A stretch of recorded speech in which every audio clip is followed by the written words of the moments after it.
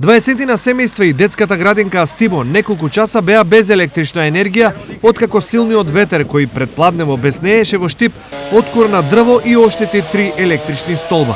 Тамошните жители тврдат дека опасноста била голема, исто како и паниката кај нив. Ние мислевме дека некој гром ударил, ама гледам горе небото, ведричко, викам не е сигурно дрвото паднало. А децата одат тука на школа, стални минувачи има, рекреативци што трчат, што не дуат.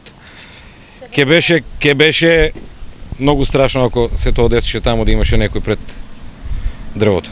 Трагедија е избегната во последен момент, зашто падот на дрвото уследил само неколку минути по почетокот на школскиот час. Детето само што тргнало да оде на школа, пред него паднало бандерата таму доле. Среќа што не направило пакот. Состојбата ја санираа екипа на ЕВН и пожарникари.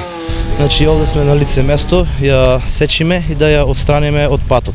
Штета, значи, има направено, има откорното, значи, 2 електрични столба и имаме прекин во електричната енергија. Инаку, паднатото дрво од страна на надлежни комуналци веќе било маркирано за сечење и истото било закажано за денес попладне, откако ќе си отидат дечињата од градинка. Сепак, невремето ги промени плановите.